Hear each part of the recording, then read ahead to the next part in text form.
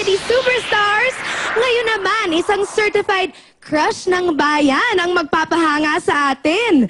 Madalas daw siyang pag-agawa ng mga kaklase niyang boys para maging kapartner sa performances nila sa school. Oh, kilalanin natin si Kimchi!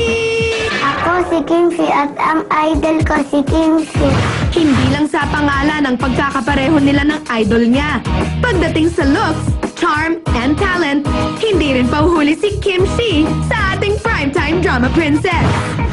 Magaling po kasi siya sumayaw. Dahil dun gusto kong maging katulad niya. Kapag offstage naman, ay may isa pang idol si Kimchi. None other than her kuya Kenji. Kahit nag-aaway kami, idol ko pa rin si Kuya Ken. Kasi magaling siya umacting. Pero, mas mature pa daw siya mag-isip kaysa kay kuya. Kasi po pagka umuwi po si mami ng ginagabi siya umiiyak si Kuya Ken. Sabi ko po kay Kuya Ken, huwag na po siya umiiyak. At ang talents niya, para rin sa pamilya. Gusto kong manalo para matulungan ko sila mami, daddy, tsaka si Kuya Ken. Ganin ko sila kalab.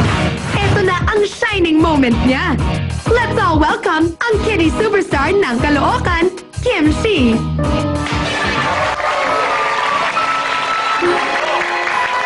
Wow! Ang siya ng araw nito. Makakasama ko sila mama at papa ko ngayong 6th birthday ko. Sinuot ko ngayon ang regalo sa akin nung 5 years old ako. Kung dati silang naghanda para sa akin, ngayon ako naman ang maghahanda para sa kanila. Sana magustuhan nila.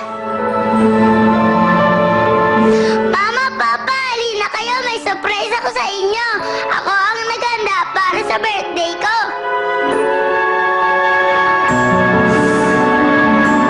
Tingnan niyo, may maliit akong cupcake na binili ko pa sa bakery. Ito ang cake ko ngayong birthday ko. Mama, Papa, tulungan niyo ako mag-blow ng candle ko. 1, 2, 3. Mama, Papa, dito kayo ngayon. Bakit niyo ako iniwan? Ano na ako? Sino pong mag-aalaga sa akin? Mama, Papa, kailangan ko po kayo. Mahal na mahal ko po kayo. Mama, Papa, miss na miss ko na po kayo. Mama, Mama, Papa, Papa.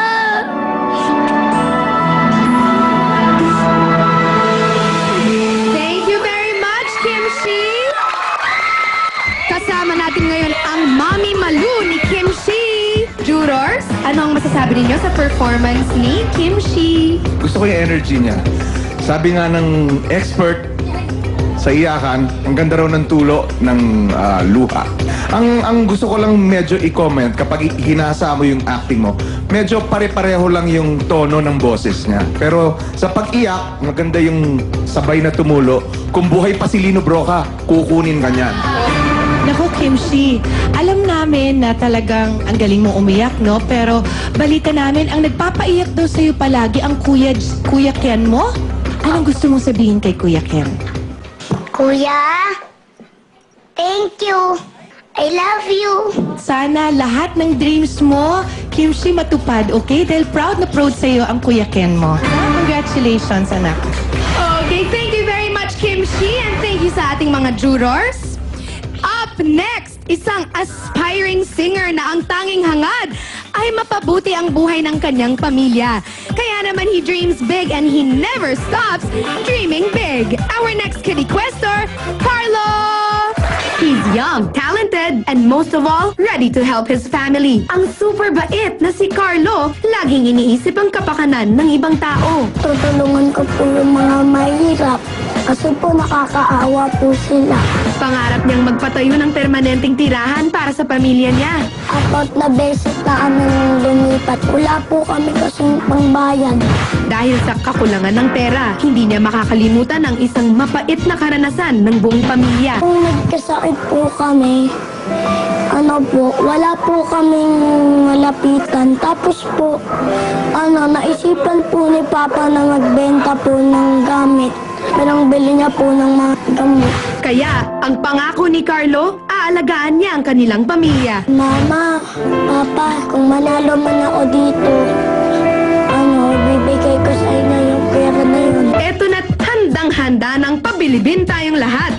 Ang kiddie superstar ng Manila, Carlo.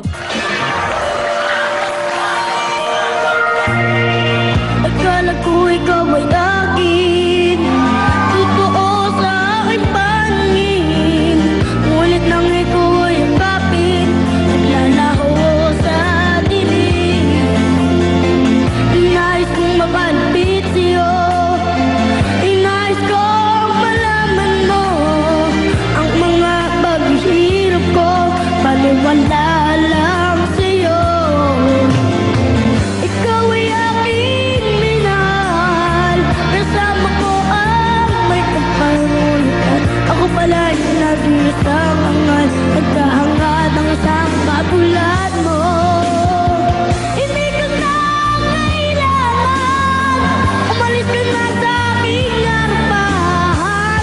Damdamin ko sa'yo kahit ay naglaho na.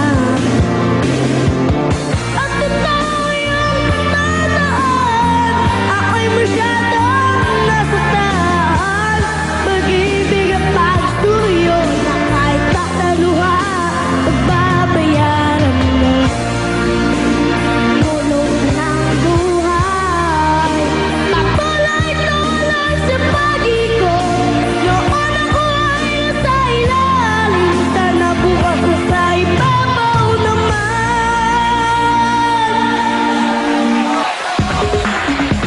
Thank you very much, Carlo. Sama natin ngayon si Daddy Roger mo.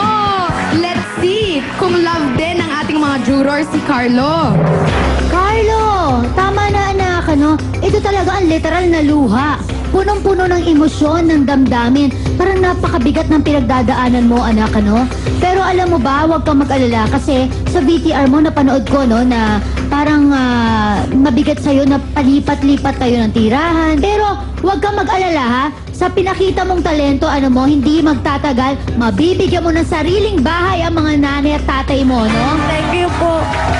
Bagong taon, ngumiti ka naman. Oo. Smile. Nahiya ka raw parate pag naaalala mo na nagkakasakit ang kapamilya mo.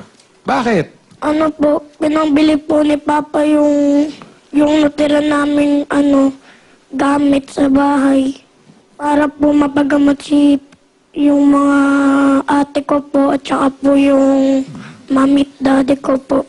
So, anong message mo sa daddy mo kung siya ang nagbigay ng... Anong message mo sa kanya?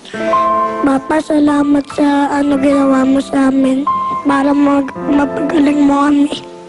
Ang lalim ng batang to. Marami siyang paghuhugutan. So, smile naman! Happy New Year! New Year, baby! Gwapo-gwapo mo. Isang smile lang. Ay, nahirapan na. Smile na, baby. Smile dyan. Pakit Very dyan, good boy. pakit. Okay, very good. Thank you very much, Carlo. Thank you very much to our jurors. Susunod ang mga batang hindi magpapahuli sa iyakan at palambutan ng katawan. Kaya wag nang bibitiw dito sa